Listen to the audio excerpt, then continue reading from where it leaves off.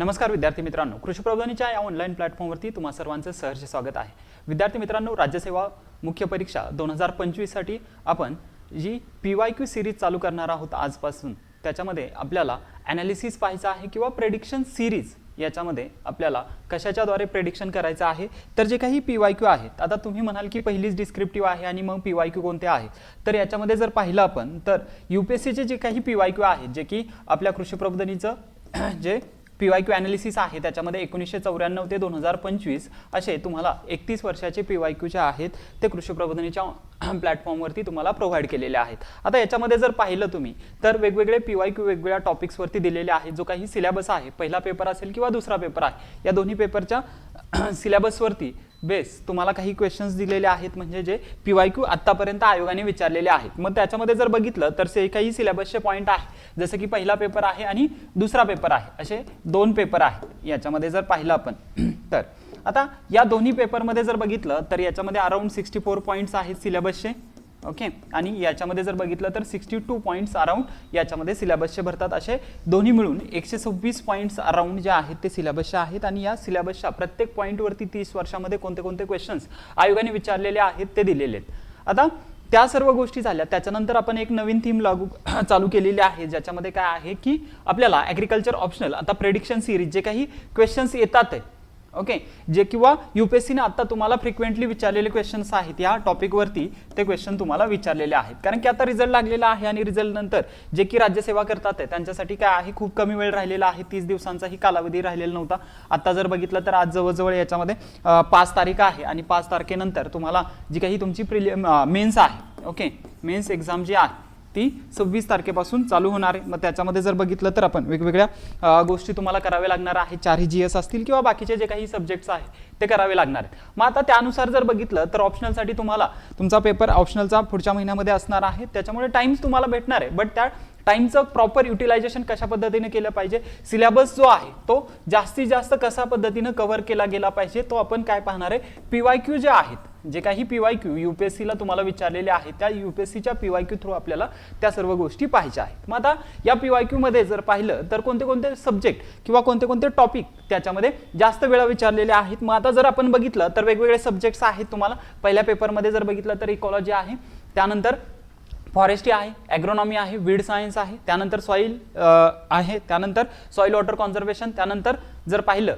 तर agriculture economics, agriculture extension असे पहिल्या पेपरमधले सगळे सब्जेक्ट आहेत। त्यानंतर सेकंड पेपरमध्ये पाहिलं तर जेनेटिक्स आहे, प्लांट ब्रीडिंग आहे, फिजिओलॉजी आहे, सीटेक बायोटेक्नॉलॉजीचा पार्ट आहे, त्याचबरोबर त्याच्यामध्ये हॉर्टिकल्चर आहे, प्लांट प्रोटेक्शन आणि फूड सिक्युरिटी असे वेगवेगळे टॉपिक्स आहेत। आता आपण काय करणार आहे, डेली याच्यामध्ये एक सब्जेक्ट जो आहे त्याचं ॲनालिसिस पाहणार आहे। 31 वर्षामध्ये आयोगाने कोणत्या कोणत्या टॉपिकवरती क्वेश्चन्स विचारलेले आहेत ते सर्व टॉपिक आपल्याला या सिरीजच्या द्वारे पाहायचे आहेत। मग त्याच्यामध्ये कोणते क्रॉप्स आहेत, काय आहेत, तर आजचा पहिला टॉपिक आहे आपला ॲग्रोनॉमी। पेपर 1 मध्ये येणारा हा सब्जेक्ट आहे। पेपर 1 मध्ये जर पाहिलं तर हा सब्जेक्ट येतोय, त्यानुसार जर पाहायचं झालं तर आतापर्यंत ॲग्रोनॉमी मध्ये कशा कशा पद्धतीचे क्वेश्चन विचारलेले आहेत किंवा हे टॉपिक तुम्हाला कव्हर करायचे आहे, जेणेकरून तुमच्या नोट्समध्ये असले पाहिजे, जे की तुम्हाला ऑप्शनलला मार्क्स पाहिजेत, त्याच्यासाठी या गोष्टी गरजेच्या आहेत। मग त्याच्यामध्ये जर बघितलं तर बघूया ॲग्रोनॉमी मध्ये काय विचारलेलं आहे। UPSC civil service mains examination agriculture optional paper 1 agronomy PYQ analysis. आता सिलेबस जर बघितला ॲग्रोनॉमीचा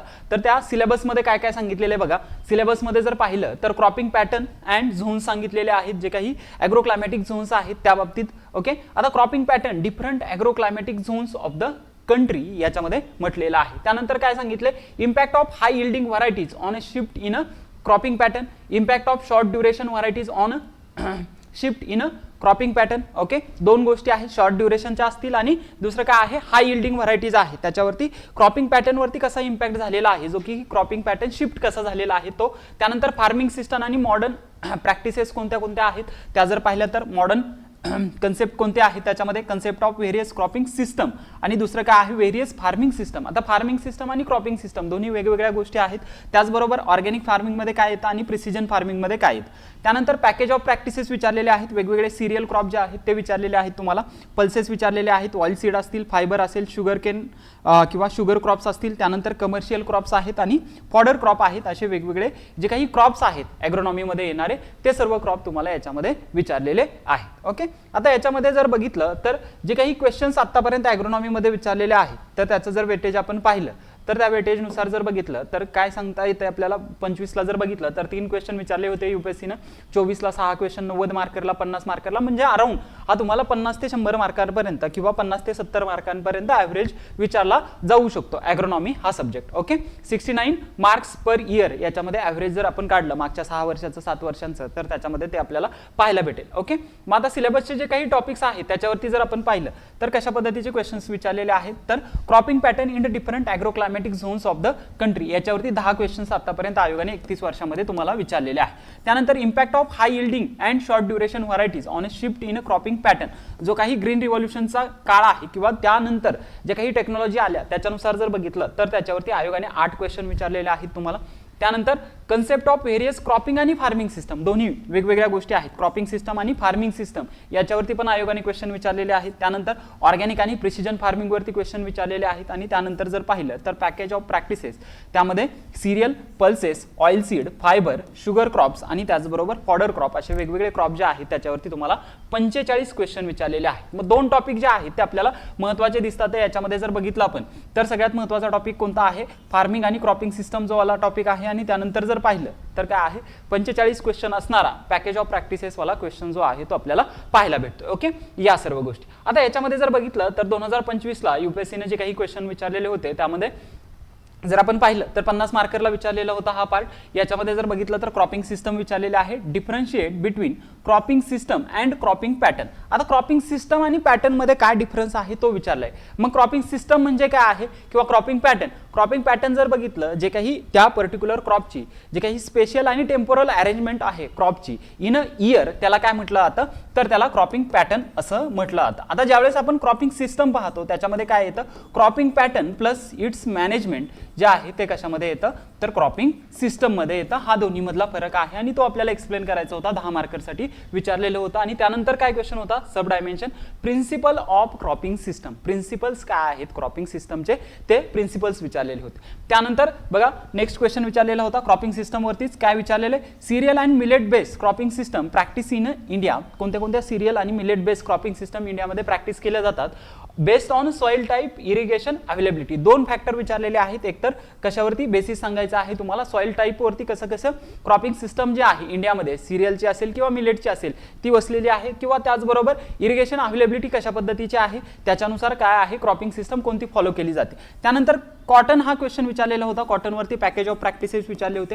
आता या पॅकेज ऑफ प्रॅक्टिसेसमध्ये कॉटन विचारला होता, पण कॉटन कोणता विचारलेला आहे, रेनफीड कंडिशनचा विचारलेला आहे, हे महत्त्वाचं आहे. Discuss the production technology of rainfed cotton under climate and soil requirement विचारलेला आहे. त्यामध्ये सोईंग आणि सीड रेट विचारलेला आहे, मॅन्युअर आणि फर्टिलायझर विचारलेले, इंटरकल्चरल ऑपरेशन्स विचारलेले आहेत आणि प्लांट प्रोटेक्शन असा हा 20 मार्करचा क्वेश्चन आहे. किती डायमेन्शन्स आहेत बघा, 1, 2, 3, 4 आणि 5 अशा 5 डायमेन्शन आहेत. म्हणजे एक डायमेन्शन तुम्हाला किती मार्कसाठी विचारलेली आहे, जवळजवळ 4 मार्करसाठी विचारलेली आहे. आता ज्यावेळेस आपल्याकडे काय आहे क्लायमेट आणि सॉइल रिक्वायरमेंट काय आहे, क्लायमेट आणि सॉइल रिक्वायरमेंट आपण ज्यावेळेस लिहितोय त्यावेळेस जर बघितलं तर आपण क्लायमेट जनरली काय आहे की एक टेम्परेचरची रेंज लिहितो आणि त्याच्यानंतर जर बघितलं तर सॉइल रिक्वायरमेंटमध्ये आपण क्ले लोम सॉइल लिहितो किंवा बाकीचे जे काही सँडी लोम सॉइल लिहितो आणि त्याच्यानंतर पीएच लिहितो. बट 4 मार्करसाठी जर विचारलेलं आहे तर 4 मार्करसाठी तुम्हाला जास्त एरिया कव्हर करावा लागणार आहे. त्याच्यासाठी आपण काय केलेलं आहे, कृषी प्रबोधिनीच्या जर तुम्ही नोट्स पाहिल्या तर त्या नोट्समध्ये तुम्हाला काय केलेलं आहे,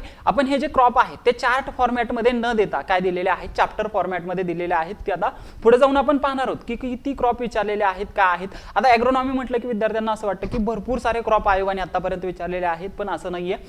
फक्त आयोगाने 31 वर्षामध्ये तुम्हाला फक्त 24 क्रॉप विचारलेले आहेत. किती, 24 क्रॉप विचारलेले फक्त, त्याच्या पलीकडे एकही क्रॉप नाही. आणि त्याच्यामध्ये पण रिपीट भरपूर सारे क्रॉप विचारले, ते आपण पुढे पाहूया. ओके, त्यानंतर जर बघितलं तर यूपीएससी फॉरेस्ट सर्व्हिस जे आहे 2025ला आता त्याच्यामध्ये काय विचारलं होतं, जी रिसेंटची झालेली आहे त्याचा परवाच आता 2-3 दिवसापूर्वी इंटरव्ह्यूसाठी जे काही कॉल आलेले आहेत विद्यार्थ्यांना, मेन्सचा रिझल्ट लागलेला आहे. आता याच्यामध्ये बघा ॲग्रो क्लायमॅटिक झोन्स जे आहे तो क्वेश्चन विचारला, write a short note on agro climatic zone. याच्यावरती काय आहे तुम्हाला शॉर्ट नोट विचारलेली. आता याच्यामध्ये हा 15 मार्करसाठी विचारलेला होता.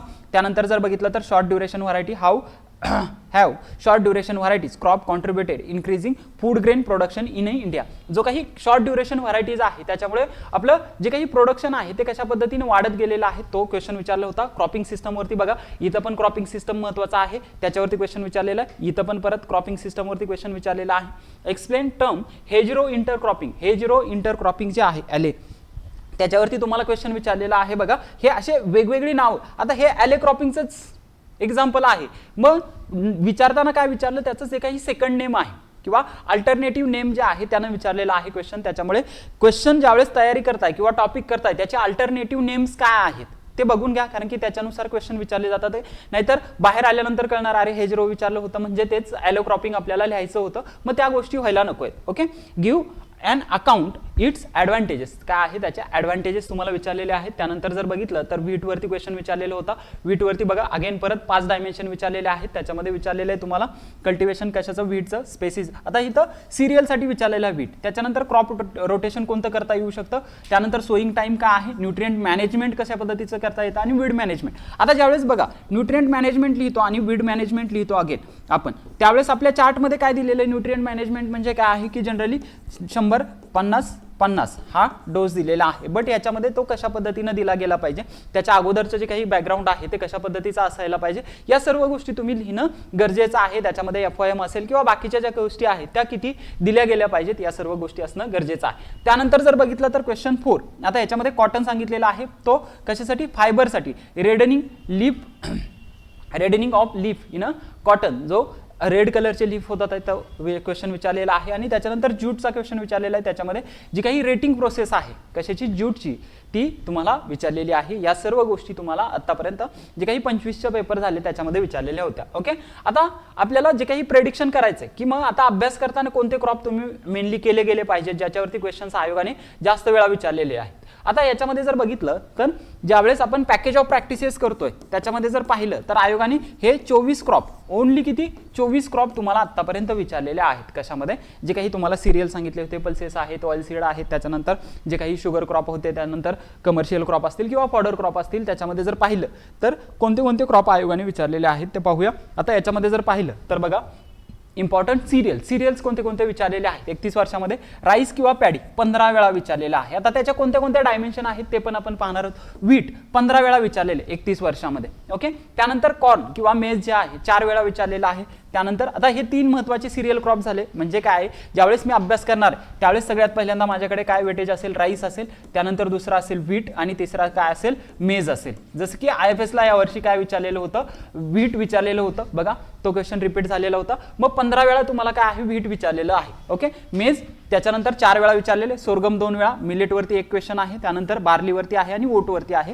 हे मायनर तुमचे काय येतील, जे काही सिरियल्स आहेत त्याच्यामध्ये येतील. ओके, मेजर काय आहे तुम्हाला 4 करायचे. कोणते 4 करायचे, त्याच्यामध्ये राईस आहे सगळ्यात जास्त महत्त्वाचा, त्यानंतर व्हीट आहे, त्याच्यानंतर काय आहे मेज आणि सोरगम, हे 4. त्यानंतर पल्सेसमध्ये बघा आता एवढे सारे पल्सेस आहेत पण 2च आयोगाने जास्त वेळा विचारलेले आहेत. त्याच्यामध्ये जर बघितलं तर पिजन पी हे सर्वात महत्त्वाचं आहे किंवा अरहर.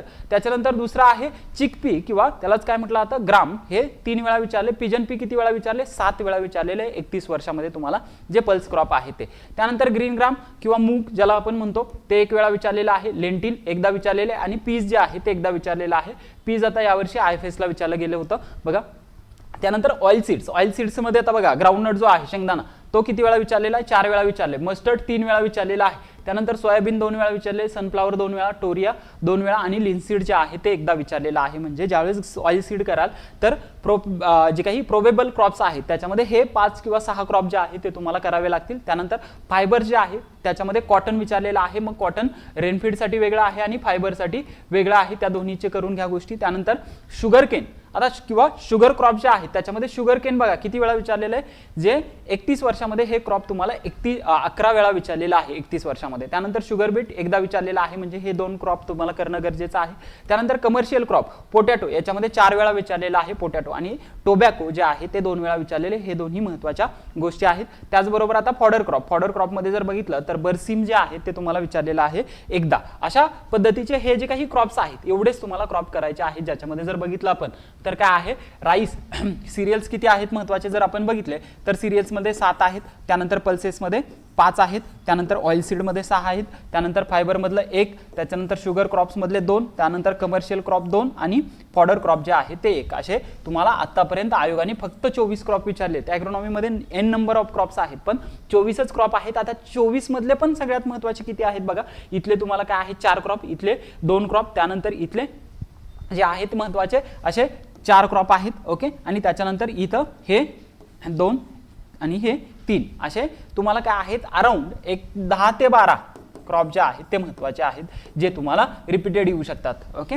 त्याच्यामध्ये एवढे जरी तुम्ही क्रॉप केले आणि याच्या आपण काय आहे चॅप्टर वाईज नोट्स जे आहेत ते प्रोव्हाइड केलेले आहेत. मग आता याच्यामध्ये डायमेन्शन कोणत्या कोणत्या विचारलेले आहेत, डायमेन्शन दिलेले आहेत. आता याच्यावरचे क्वेश्चन जे आहेत ते आपण तुम्हाला दिलेले आहेत. आता याच्यामध्ये जर बघितलं तर पॅकेज ऑफ प्रॅक्टिसेस मध्ये जर बघितलं तर इम्पॉर्टंट सिरियल्स राईस आणि पॅडी. आता याच्यामध्ये जर काय विचारलेलं आहे DSR जी मेथड आहे त्याच्यामध्ये डायरेक्ट सीडेड राईस, त्याच्यानंतर versus system of rice intensification SRI method किंवा ट्रान्सप्लांटिंग मेथड जे आहे त्याच्यामध्ये त्या तिन्ही गोष्टी DSR विचारलेला आहे बऱ्याच वेळा, SRI विचारलेला आहे किंवा ट्रान्सप्लांटिंग राईस जो आहे तो विचारलेला आहे. त्याच्यामध्ये काय comparative package of practices, advantages आणि त्याचे जे काही कन्स्ट्रेंट आहेत ते विचारलेले आहे. हे 3 महत्त्वाचे आहे. ओके, त्यानंतर राईस व्हीट रोटेशन जे आहे ते विचारलं जातं, त्याचे ॲडव्हान्टेजेस, कन्स्ट्रेंट आणि लिमिटिंग फॅक्टर जे आहेत ते विचारले जातात. रेमेडियल मेजर कोणते आहेत त्याचे आणि रोल काय आहेत या सिस्टमचे, राईस व्हीट सिस्टम जे आहे त्याचे. ओके, त्यानंतर in situ and ex situ management of paddy straw जे काही पर्ली बर्निंग आहे त्याच्यामध्ये इन सितू मॅनेजमेंट कशा पद्धतीचं करता येईल आणि एक्स सितू मॅनेजमेंट जे आहे ते कशा पद्धतीचं करता येईल. Weed menace in upland rice and management method. आता याच्यामध्ये बघा अपलँड राईस आणि लोलँड राईस हे 2 राईस जे आहेत ते बऱ्याच वेळा आयोगाने विचारलेले आहेत. अपलँड अँड काय आहे लोलँड राईस जे आहेत ते 2 तुम्हाला विचारला जातो. त्या दोन्ही मधला फरक बघून घ्या काय काय आहेत गोष्टी त्या सर्व. त्यानंतर शॉर्ट नोट ऑन काय आहे पडलिंगवरची शॉर्ट नोट विचारलेली आहे. त्याचबरोबर role of solar radiation in राईसमध्ये सोलार रेडिएशनचा रोल किती महत्त्वाचा आहे काय आहे ते विचारलेले. सोईंग टाइम विचारतात त्याचा, सीड रेट, स्पेसिंग, फर्टिलायझर आणि इरिगेशन हे 5 फॅक्टर जे आहेत ते महत्त्वाचे आहेत. त्याचबरोबर management of paddy under poor rain forecast जे काही जिथं पुअर रेन फॉरकास्ट आहे किंवा पाऊस जिथं कमी पडतो अशा एरियामध्ये राईसचं मॅनेजमेंट कशा पद्धतीनं केलं जातं हे तुम्हाला विचारलेलं आहे. कशामध्ये राईस या क्रॉपमध्ये. आता बघा किती विचारलेल्या आहेत गोष्टी याच्यामध्ये जर बघितलं तर 8 गोष्टी विचारलेल्या आहेत. किती वेळा 15 वेळा 8 गोष्टी विचारलेल्या आहे. म्हणजे ऑलमोस्ट एक डायमेन्शन तुम्हाला 2 वेळा विचारली गेलेली आहे. त्यामुळे की राईस हे जे क्रॉप आहे ते महत्त्वाचं आहे. त्यानंतर दुसरं क्रॉप आहे यामध्ये जर बघितलं आपण तर दुसरं महत्त्वाचं क्रॉप काय आहे व्हीट. आता व्हीटमध्ये बघा 7च डायमेन्शन विचारलेले आहेत पण व्हीट किती वेळा विचारलेलं होतं 15 वेळा हे क्रॉप विचारलं गेलं होतं. Calculation of pump operation duration for a specific depth आणि एरिया. पंप ऑपरेशन जे आहे म्हणजे पाणी जे काही मॅनेजमेंट असेल ते कशा पद्धतीचं असायला पाहिजे, वॉटर मॅनेजमेंट वगैरे ते गोष्ट. त्याच्यानंतर इन्क्रीजिंग इल्ड अंडर लेट सोन कंडिशन जे काही लेट सोन कंडिशन आहे त्याच्यामध्ये इल्ड इन्क्रीज करण्यासाठी कोणत्या कोणत्या गोष्टी आहेत ते. त्याच्यानंतर राईस व्हीट सिक्वेन्स कशा पद्धतीचा असायला पाहिजे. त्यानंतर व्हीट आफ्टर टोरिया इनपुट्स आणि त्याच्यामध्ये ऑपरेशन्स कोणते. त्यानंतर wheat after potato and wheat with potato हे दोन्ही कॉम्बिनेशन बघा काय आहे आफ्टर पोटॅटो आणि व्हीट विथ पोटॅटो घेतला जातो. ते कसं कॉम्बिनेशन करता येऊ शकतं तुम्हाला. त्याच्यानंतर शुगर आणि व्हीटचं कॉम्बिनेशन कसं आहे. ओके, त्याच्यामध्ये व्हीटचं काय विचारलं जातं, व्हरायटीज विचारल्या जातात वेगवेगळ्या, सोईंग टाईम, त्याच्यानंतर सीड रेट असेल, त्यानंतर स्पेसिंग असेल आणि इल्ड या गोष्टी ज्या आहेत त्या विचारल्या जातात. म्हणजे 7 डायमेन्शन आहेत. त्या 7 डायमेन्शन आयोगाने 31 वर्षामध्ये किती वेळा विचारलेल्या आहेत 15 टाइम्स तुम्हाला विचारलेल्या आहेत. हे लक्षात ठेवा व्हीटवरच्या. ओके, त्यानंतर मेजमध्ये बघा enhancing cropping intensity and profitability using काय आहे स्पेशालिटी कॉर्न त्याच्यामध्ये क्वेश्चन विचारलेला आहे. त्यानंतर QPM वरती क्वेश्चन विचारलेला आहे. क्वालिटी प्रोटीन मेज जे आहे ते हायब्रिड मेज जे आहे त्याच्या variety, sowing time, seed rate, spacing आणि इल्ड त्यावरती क्वेश्चन आहे. त्यानंतर दुसरं महत्त्वाचं क्रॉप जे म्हणजे सोरगम. ओके, आता महाराष्ट्राच्या दृष्टीने हे महत्त्वाचं आहे. MPSC फॉरेस्ट करणारे त्यांच्यासाठी हे महत्त्वाचं आहे. MPSC फॉरेस्ट करत असाल तर व्हीट, राईस वगैरे किंवा मेज तर आहेतच बट महाराष्ट्रामध्ये काय आहे ज्वारीचं उत्पादन जास्त आहे. त्यामुळे scope and limitation of cultivation काय आहेत. त्यानंतर सोईंग टाइम काय आहे, सीड रेट काय आहे, स्पेसिंग, फर्टिलायझर आणि इल्ड कशा पद्धतीचं ज्वारीमध्ये येतं ते महत्त्वाचे. त्यानंतर मिलेटचा रोल आणि इम्पॉर्टन्स हा इंडियन ॲग्रिकल्चरमध्ये कशा पद्धतीचा आहे तो. त्यानंतर serial and millet based cropping system जो आता 2025चा क्वेश्चन होता जो सॉइल टाईपवरती आणि इरिगेशन अवेलेबिलिटीवरती आपल्याला पाहायचा होता. त्यानंतर बार्लीचं सीड रेट विचारलं जातं, सोईंग विचारलं जातं, टाइम, फर्टिलायझर, इरिगेशन आणि ॲव्हरेज इल्ड जे आहे ते विचारलेले. ओटमध्ये seed rate, sowing, fertiliser, irrigation आणि ॲव्हरेज इल्ड किती आहे ते विचारलेलं आहे. ओके. पल्सेसमध्ये जर आलो तर पल्सेसमध्ये बघा पिजन पी, ज्याच्यावरती 7 वेळा क्वेश्चन आलेला आहे. 7 वेळा क्वेश्चन आल्यावरती काय विचारलेलं बघा, 3च डायमेन्शन आहे. एक तर package of practices for a short duration pigeon pea, short ड्युरेशनसाठी काय आहे त्याच्या पॅकेज ऑफ प्रॅक्टिसेस कशा पद्धतीचे असतील, म्हणजे सोईंग टाइम काय आहे, क्लायमेट कसं लागतंय, सॉईल काय लागते, त्याच्यानंतर सीड रेट काय लागतोय, त्याच्यानंतर त्याच्यामध्ये न्यूट्रिएंट असेल, वीड मॅनेजमेंट असेल, त्या सर्व गोष्टी त्याच्यामध्ये विचारलेत किंवा इल्ड जे आहे ते. त्यानंतर समर सोन pigeon P pigeon P and wheat rotation कसं पद्धतीने करता येऊ शकतं तुम्हाला. त्याच्यानंतर जनरल पॅकेज ऑफ प्रॅक्टिसेसमध्ये काय sowing, seed rate, spacing, fertiliser आणि इल्ड या गोष्टी त्याच्यामध्ये विचारलेल्या आहेत. त्यानंतर चिकपी किंवा ग्राम जे आहे हरभरा आपलं, इम्प्रूव्ह व्हरायटीज त्याच्या कोणत्या आहेत, त्यानंतर seed rate, row to rows spacing किती ठेवायला पाहिजे त्याच्यामध्ये, न्यूट्रिएंट मॅनेजमेंट कशा पद्धतीने करता येईल, वीड मॅनेजमेंट असेल किंवा इन्सेक्ट पेस्ट मॅनेजमेंट कशा पद्धतीचं असेल ते विचारलेलं आहे. ओके. त्यानंतर मेजर पीओपी त्याच्यावरच्या म्हणजे त्याच गोष्टी तुम्हाला परत विचारलेल्या आहेत. ओके, त्या सर्व गोष्टी. त्यानंतर ग्रीन ग्राम असेल किंवा मूग असेल त्याच्यामध्ये कॉटन आणि ग्रीन ग्रामचं इंटरक्रॉपिंग कशा पद्धतीने करता येऊ शकतं ते विचारलं होतं. लेंटिल, आता लेंटिलमध्ये जर बघितलं तर सीड रेट काय आहे, सोईंग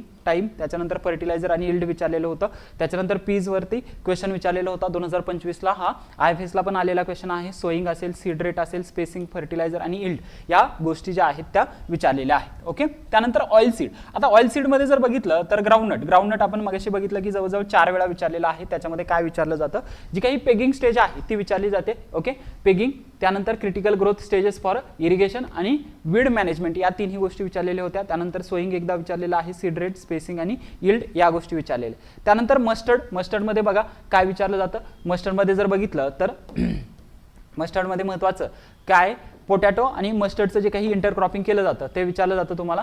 त्यानंतर काय आहे, सोयाबीन जे आहे. ओके, सोयाबीनमध्ये सोईंग रेट किंवा सोईंग टाइम, त्यानंतर सीड रेट, स्पेसिंग, फर्टिलायझर आणि इरिगेशन हे टॉपिक जे आहेत ते विचारलेले. त्यानंतर सनफ्लावरमध्ये बघा व्हरायटीज आहे, सोईंग टाइम आहे, त्यानंतर सीड रेट आहे, त्यानंतर स्पेसिंग आणि इल्ड जे सूर्यफुलामध्ये विचारलं जाते तुम्हाला.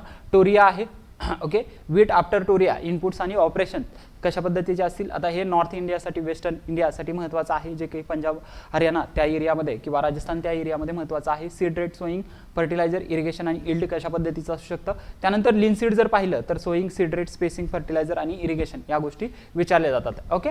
आता फायबर क्रॉपमध्ये जर बघितलं तर कॉटन आपल्याला विचारलेलं आहे जवळजवळ 5 वेळा. आता त्याच्यामध्ये काय विचारलेलं आहे तर प्रोडक्शन टेक्नॉलॉजी विचारलेल्या होत्या. त्याच्यामध्ये क्लायमेट असेल किंवा सॉईल रिक्वायरमेंट कशी आहे त्याची. त्याच्यानंतर सोईंग आणि मॅन्युअर्स कशा पद्धतीचे असतील त्याच्यामध्ये. त्यानंतर इंटरकल्चर ऑपरेशन, प्लांट प्रोटेक्शन या सर्व गोष्टी विचारलेल्या होत्या. कशाच्या पण, रेनफीड कॉटन जो आहे त्याच्या विचारलेल्या होत्या. Role of BT cotton in a cropping प्रोडक्शनमध्ये कशाचं, बीटी कॉटन जो आहे त्याचा रोल कशा पद्धतीचा आहे. कॉटन आणि ग्रीन ग्रामचं इंटरक्रॉपिंग मगाशी आपण बघितलं ते विचारलेलं होतं. मेजर इम्प्रूव्ह मॅनेजमेंट प्रॅक्टिसेस ज्या आहेत त्याच्यामध्ये कोणत्या आहे, सीड रेट असेल, मग सोईंग टाइम असेल, त्यानंतर फर्टिलायझर असेल किंवा इल्ड असेल ते विचारलेलं आहे. ओके. त्यानंतर महत्त्वाचं क्रॉप म्हणजे शुगरकेन. आता शुगरकेनमध्ये जर बघितलं तर शुगरकेन मध्ये आपल्याला काय विचारलेलं आहे बघा.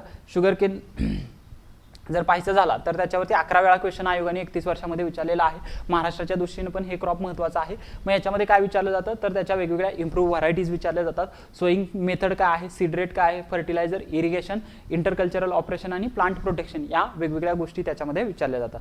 Management practices for रटून yield, quality आणि शॉर्ट नोट्स ऑन रटुनिंग त्याच्यावरती विचारलं जातं. डिफरंट मेथड ऑफ प्लांटिंगच्या वेगवेगळ्या मेथड कोणत्या आहेत. इंटरक्रॉपिंग विथ शुगर बीट त्याच्यामध्ये विचारलं जातं. बीट आणि शुगर त्याचं कॉम्बिनेशन कशा पद्धतीचं आहे. Scope and limitations of cultivation कोणते कोणते आहेत. सोईंग, सीड रेट असेल, स्पेसिंग असेल, इरिगेशन किंवा वीड कंट्रोल जे आहे ते याच्यामध्ये विचारलं जातं. हे क्रॉप इम्पॉर्टंट आहे. कोणतं, शुगर केन. महाराष्ट्राच्या दृष्टीनं पण महत्त्वाचं हे क्रॉप असणार आहे. ओके.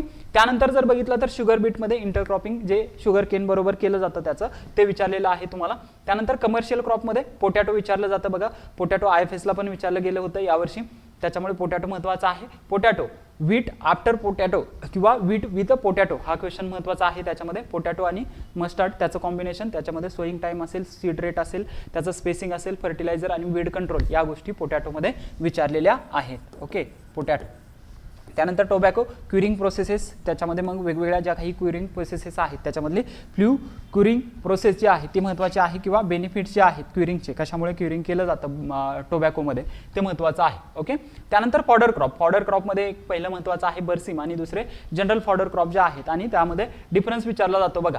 फॉडर आणि फॉरेज या दोन्ही क्रॉपमध्ये फरक जो आहे तो विचारला जातो, तो महत्त्वाचा आहे, आपल्याला 10 मार्करसाठी विचारला जातो. Techniques of forage conservation, forage कॉन्झर्वेशनच्या टेक्निक कोणत्या आहेत, अशा पद्धतीचे हे काय 24 क्रॉप जे आहेत ते महत्त्वाचे आहेत. किती? 24 क्रॉप तुम्हाला महत्त्वाचे आहेत. ओके.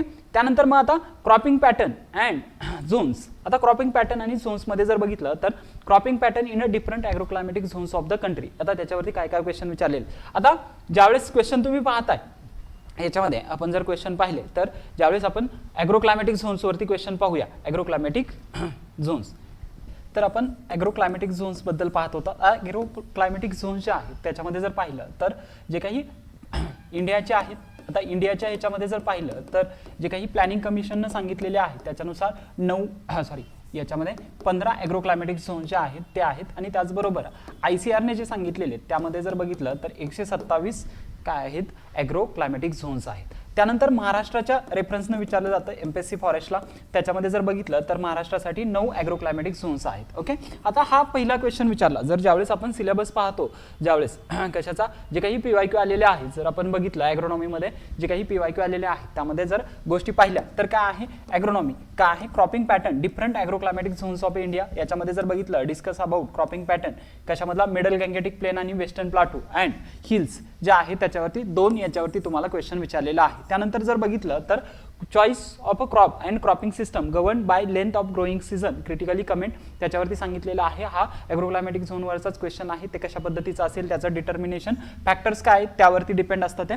त्यानंतर how are the agroclimatic zones determine, त्याची जी काही प्रोसेस आहे कशाच्या बेसिसवरती ते डिटरमाइन केले जातात. ओके. ते विचारलेलं आहे. डिस्क्राईब काय विचारले ॲग्रिकल्चर रिजन. आता इथं जो क्वेश्चन आहे हा क्वेश्चन वेगळा आहे. काय ॲग्रोक्लायमॅटिक झोन ACZ वेगळे आहेत, ॲग्रिकल्चर रिजन वेगळे आहेत, आणि ॲग्रो इकॉलॉजिकल झोन जे आहेत ते वेगळे आहेत. या तिन्ही गोष्टी ज्या आहेत त्या याच्यामध्ये वेगवेगळ्या आहेत. ॲग्रोक्लायमॅटिक झोन्स वेगळे आहेत, त्याच्यानंतर ॲग्रिकल्चर रिजन वेगळे आहेत, आणि ॲग्रो इकॉलॉजिकल झोन्स जे आहेत ते वेगळे आहेत. आता याच्यामध्ये जर बघितलं तर ॲग्रिकल्चर रिजन्स ऑफ इंडिया, आता हे जे काही ॲग्रिकल्चर रिजन आहेत ICARने जे सांगितलेले आहेत त्यामध्ये जर बघितलं तर ते 6 आहेत. ओके. आता त्यानंतर define theory of tolerance and relate the principles of a plant distribution and adaptation. त्याच्यामध्ये theory of tolerance and theory of avoidance हा एक प्रकार आहे ॲग्रोनॉमीमध्ये, तो महत्त्वाचा आहे. त्यानंतर what are the principles of agriculture region, give the importance of intercropping system. आता प्रिन्सिपल्स जे आहेत ॲग्रिकल्चर रिजनचे ते विचारलेले आहेत तुम्हाला, ते वेगवेगळे आहेत प्रिन्सिपल्स. ओके.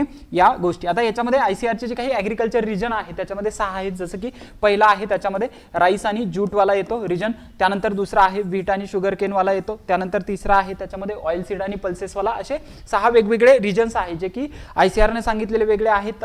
त्याच्यानंतर मला वाटतं P सेनगुप्ता यांनी सांगितलेले वेगळे आहेत, आणि त्यानंतर जे काही रंधवा आहेत त्यांनी सांगितलेले वेगवेगळे 6 असे रिजन आहेत. त्याच्यामधले ICARचे जे 6 आहेत ते रिजन महत्त्वाचे आहेत. डिफरन्स बिटवीन क्रॉपिंग सिस्टम आणि क्रॉपिंग पॅटर्न तो विचारलेला आहे. Micro climate major cropping patterns in India. आता ज्यावेळेस MPSC फॉरेस्टला आपण क्वेश्चन पाहतोय, MPSC फॉरेस्टमध्ये जर पाहायचं झालं तर काय विचारलेले क्वेश्चन आहेत बघा. आता याच्यामध्ये जर बघितलं तर IFS मध्ये विचारलेले क्वेश्चन आहेत. काय आहे give shift in a cropping pattern in a different parts of along with a factors responsible for the same. कोणते कोणते फॅक्टर आहेत जे काही डिफरन्स आहे क्रॉपिंग पॅटर्न मध्ये त्याच्यानुसार discuss the factor selection of a cropping system. Cropping system select करताना कोणते फॅक्टर लक्षात घेतले गेले पाहिजेत. Suggest efficient productive cropping system. Indo Gangetic plain मधली कोणती इफिशियंट क्रॉपिंग सिस्टम आहे ज्याच्यामध्ये राईस आणि व्हीटवाली आपली क्रॉपिंग सिस्टम ती महत्त्वाची आहे. त्यानंतर discuss geographic factor use by the national NBSS LUP, जे मगाशी तुम्हाला म्हटलं मी NBSS अँड LUP यांनी सांगितलेले काय आहेत ॲग्रो इकॉलॉजिकल झोन आहे AEZ. हे किती आहेत तर 20 आहेत, आणि हा क्वेश्चन कधी विचारला होता आता MPSC फॉरेस्ट जे आहे त्याच्यामध्ये हा क्वेश्चन विचारला गेलेला होता. कशामध्ये तर कंपल्सरी मध्ये हा क्वेश्चन विचारला होता. तुम्हाला खाली दाखवतो मी. इथं जर बघितलं तर agro ecological zones of India 2024 1G जो कंपल्सरी क्वेश्चन आहे त्याच्यामध्ये विचारलेला होता. ओके. आता हा क्वेश्चन ज्यावेळेस तिथं पाहिला लोकांनी त्यावेळेस बऱ्याच जणांचं असं म्हणणं होतं की हा आउट ऑफ बॉक्स क्वेश्चन आहे, पण हा क्वेश्चन कुठं विचारलेला आहे तुम्हाला IFS ला विचारलेला क्वेश्चन आहे बघा किती वेळा विचारलेला आहे त्याच्यानंतर हा 23 ला विचारलेला आहे 23 नंतर describe the basis classification agro ecological zones India important characteristic and cropping pattern any 2 zone त्याच्यामधले दोन्ही कोणते तरी झोन आहेत ते तुम्हाला एक्सप्लेन करायचे आहे जे काही 20 आहेत त्याच्यामधले त्यानंतर enlist agro climatic zones of India आता परत ॲग्रो क्लायमॅटिक झोन वरती क्वेश्चन आला ॲग्रो इकॉलॉजिकल झोन आणि ॲग्रो क्लायमॅटिक झोन वेगळे आहेत आणि ॲग्रिकल्चर रिजन वेगळे आहेत ओके त्यानंतर what are the climatic pattern parameter affecting crop productivity affect करणारे पॅरामीटर कोणते आहेत त्यानंतर describe basis classification of agro ecological zones India give important characteristic any 2 zone आहे असा क्वेश्चन हा 16चा क्वेश्चन कधी रिपीट झाला होता 19 ला आणि 19 वरतून परत तो 23 ला तुम्हाला विचारलेला होता म्हणजे ॲग्रो इकॉलॉजिकल झोन वाला क्वेश्चन जो आहे तो किती वेळा विचारलेला आहे तुम्ही जर बघितलं तर एकदा इथं तुम्हाला विचारला गेलेला आहे तो त्याच्यानंतर इथं एकदा विचारला गेलेला आहे इथं 16ला एकदा 19ला एकदा विचारलेला आणि 16ला एकदा तो विचारलेला आहे ओके हा agro ecological zones of India वाला क्वेश्चन त्याच्यामुळे काय आहे की PYQ जे आहेत ते महत्त्वाचे MPSC ला पण तुम्हाला काय विचारले जातात ते जे PYQ आतापर्यंत मागे विचारलेले आहेत ते विचारले जातात ओके मग या गोष्टी होत्या आपण जे काही different agro climatic zones of a country पाहत होतो त्याच्यामध्ये जर बघितलं तर तिन्ही गोष्टी काय महत्त्वाच्या आहेत तीन मध्ये एक जर बघितलं तर काय आहेत त्याच्यामध्ये ॲग्रो क्लायमॅटिक झोन्स दुसरे आहेत ॲग्रिकल्चर रिजन्स आणि तिसरे आहेत ॲग्रो इकॉलॉजिकल झोन्स हे तिन्ही महत्त्वाचे आहेत याच्यामध्ये 15 आहेत ते महत्त्वाचे आहेत याच्यामध्ये 6 ICAR चे महत्त्वाचे आहेत आणि याच्यामध्ये आता हे दोन्ही जे आहेत ICAR ने सांगितलेले इथं जे आहेत हा 15 जे आहेत ते प्लॅनिंग कमिशननं सांगितलेले इथं ICAR ने सांगितलेले आहेत आणि इथं जे आहेत ते कोणी सांगितले NBSS and LUP land use planning national bureau of soil science and land use planning जो नागपूरला हेडक्वार्टर आहे त्यांनी सांगितलेले एक 20 रिजन जे आहेत ते महत्त्वाचे आहेत त्याच्यामधले तुम्हाला 2 जे आहेत ते महत्त्वाचे करायचे जो की तुम्हाला फॉरेस्टला क्वेश्चन विचारलेला होता ओके मग आता याच्यामध्ये काय विचारलं जातं difference between cropping system cropping pattern आणि क्रॉपिंग स्कीम तिन्ही वेगवेगळ्या गोष्टी आहेत हे तिन्ही वर्ड्स पकडा आणि त्याच्यावरती काय आहे सगळ्या गोष्टी प्रोबेबल करून ठेवा त्याचे प्रिन्सिपल्स करून घ्या क्रॉपिंग सिस्टमचे काय आहेत सिरियल आणि मिलेट बेस्ड क्रॉपिंग सिस्टम कशा कशा पद्धतीच्या आहेत त्या करून घ्या त्यानंतर क्रॉपिंग पॅटर्न मिडल गँगेटिक मधला आणि वेस्टर्न प्लाटू जे आहे झोन आहेत ॲग्रो क्लायमॅटिक झोन्स त्याच्यामधले करून घ्या रिजन स्पेसिफिक क्रॉपिंग सिस्टम कोणते आहेत हे ॲग्रिकल्चर रिजन वेगळे आहेत आणि ॲग्री क्लायमॅटिक झोन वेगळे आहेत हे महत्त्वाचं लक्षात ठेवा रिजन विचारल्यावर झोन लिहून येऊ नका ओके त्यानंतर agriculture regions of India and their principles जे आहेत ते महत्त्वाचे determination of agro climatic zone कशा पद्धतीने डिटरमाइन केले जातात प्रत्येकाला माहिती आहे फक्त ॲग्रो क्लायमॅटिक झोन्स काय आहेत बट डिटर्मिनेशनचे जे काही फॅक्टर आहे त्याच्यावरती 10 मार्करला 15 मार्करला क्वेश्चन येतो तो एक क्वेश्चन महत्त्वाचा आहे influence of growing season length on crop choice आता जे काही ग्रोईंग सीझन आहे त्या पर्टिक्युलर एरियाचा एक ग्रोईंग सीझन असतो वर्षभरामध्ये किती ग्रोईंग सीझन आहे त्याच्यानुसार काय आहे तुम्हाला क्रॉप चॉईस करावे लागतात लॉंग ड्युरेशन असतील शॉर्ट ड्युरेशन असतील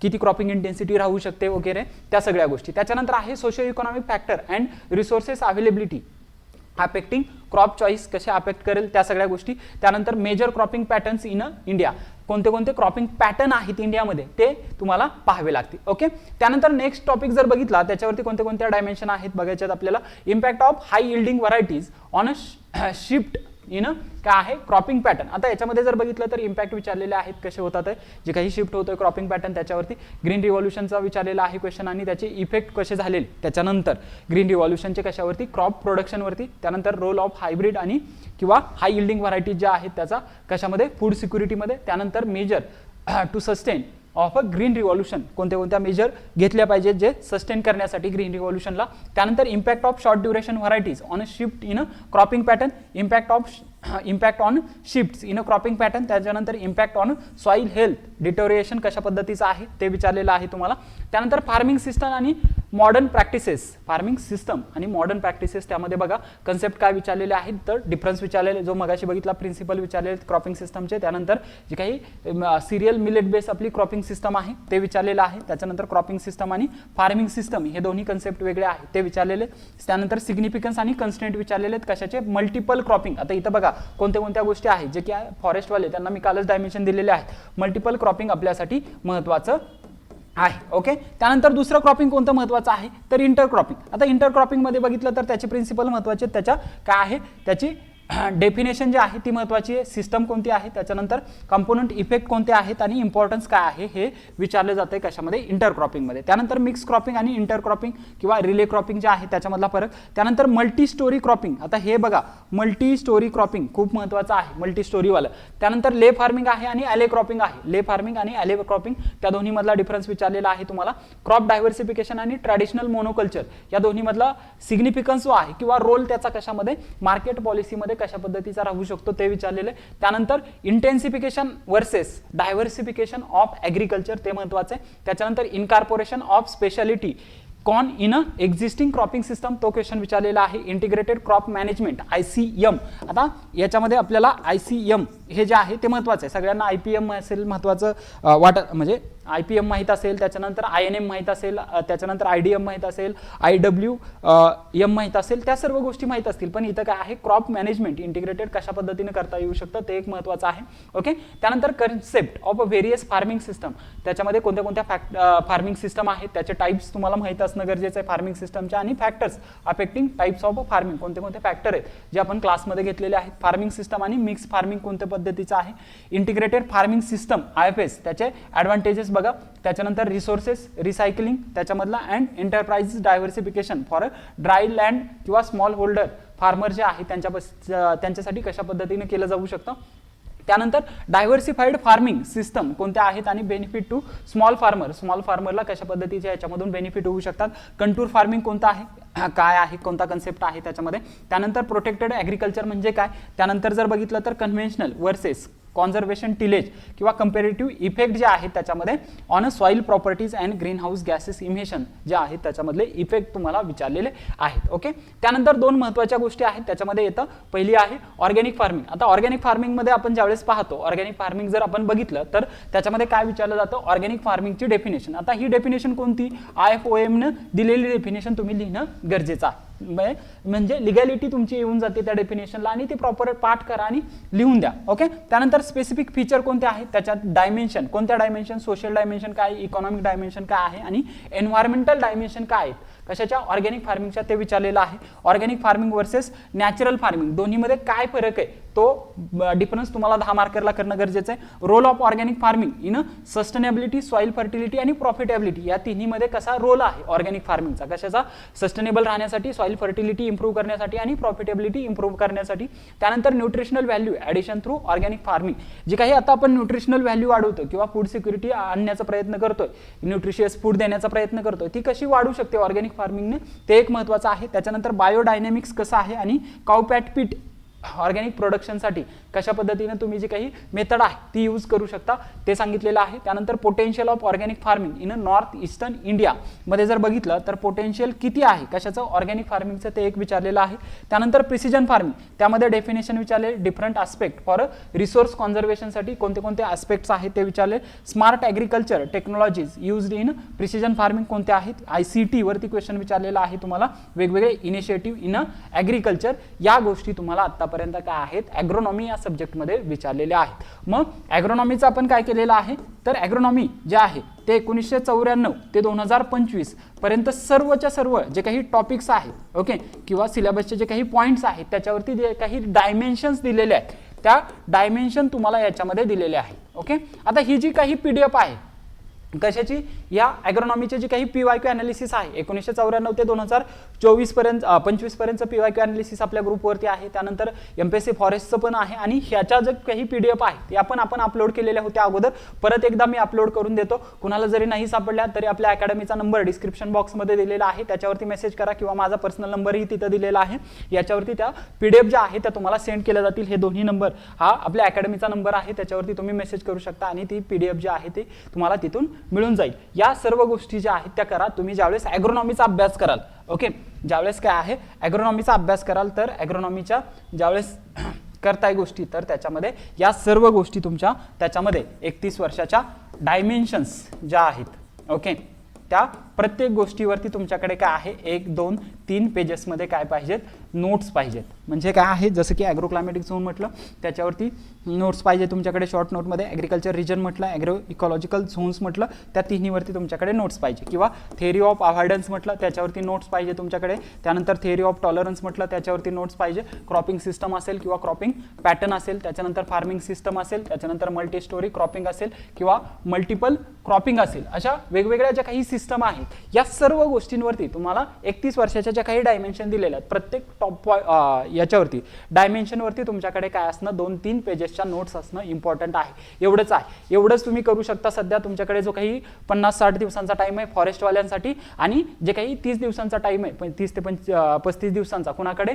जे राज्यसेवा मुख्य परीक्षा करतात ते 2025 साठी ॲग्रिकल्चर ऑप्शनलमध्ये याच्यातलेच क्वेश्चन येणार आहेत. त्याच्यामुळे याच्या पलीकडे जर आला तर कोणालाच येणार नाहीये, कारण की UPSC मध्ये पण एवढ्याच गोष्टी कव्हर झालेल्या आहेत किती 31 वर्षामध्ये. त्यामुळे UPSCचा जरी अभ्यास करणारा विद्यार्थी असेल तरी त्याला याच गोष्टी येणार आहेत, याच्या पलीकडे त्याला पण येणार नाहीत. एखादा दुसरा असू शकतो कॅन्डिडेट त्याला त्या गोष्टी येतील, बट मोस्ट ऑफ द विद्यार्थ्यांना याच्या पलीकडे जर क्वेश्चन गेला या डायमेन्शनच्या पलीकडे तर येणार नाहीये. त्याच्यामुळे या डायमेन्शन तुम्ही काय आहे एकदा डोळ्या घालून घेणं गरजेचं आहे, जेणेकरून तुम्हाला क्वेश्चन तिथं अटेम्प्ट करता येईल. धन्यवाद. भेटूया नेक्स्ट सिरीजमध्ये, ज्याच्यामध्ये आपण हॉर्टिकल्चरचं PYQ अनालिसिस पाहणार आहोत 31 वर्षाचं कशा पद्धतीचं असेल. Okay, thank you.